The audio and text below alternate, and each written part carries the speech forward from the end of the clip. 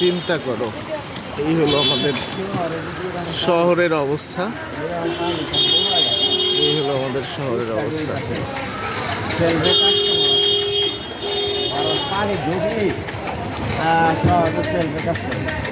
এই গাড়িটা পিছাচ্ছে আবার।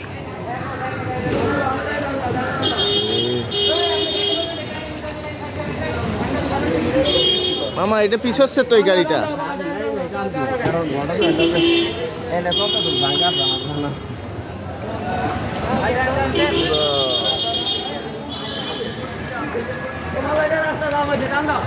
পানি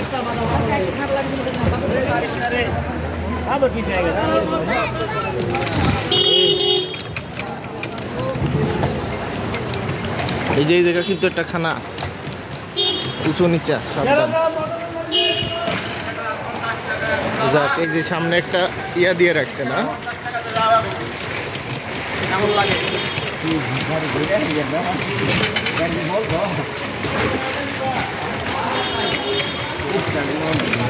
ওই গাড়ির কি হয়েছে? হ্যাঁ, বন্ধ হয়ে যায়। তো এখন কি পানি না কমা পর্যন্ত আটকা? আরে খোদা রে,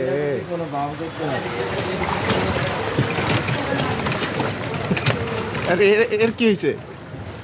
একই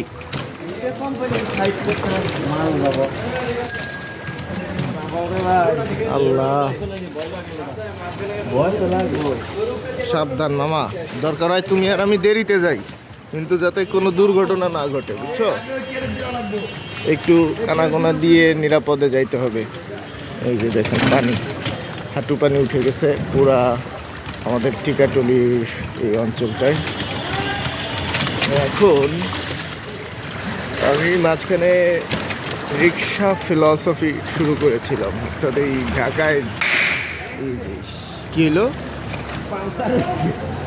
ওই কি বাইকের রিক্সাও অ্যাক্সিডেন্ট হচ্ছে, তারপর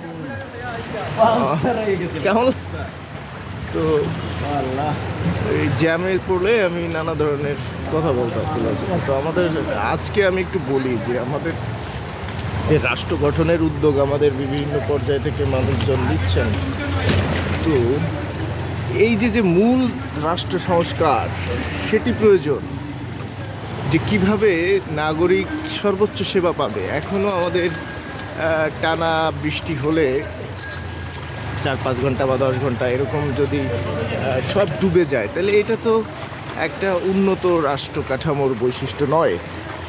এবং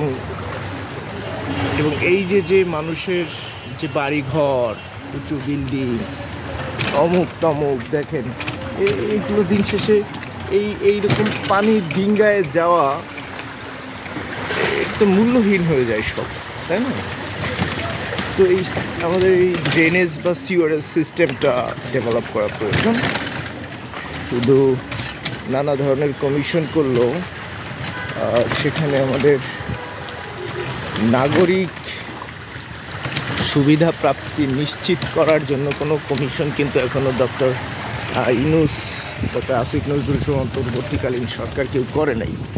আলহামদুলিল্লাহ, এইটাই আমরা চলে আসছি।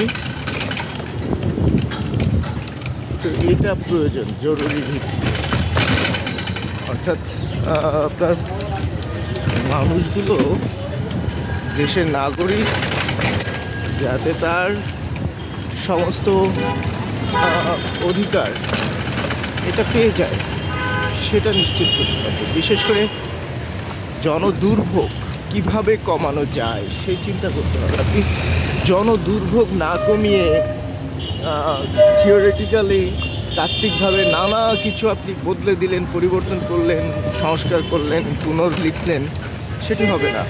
মনে রাখতে হবে, একটি রাষ্ট্র হবে না যদি না ওই রাষ্ট্রে জনগণ থাকে এবং সেই জনগণের অধিকার আপনি নিশ্চিত না করতে পারেন।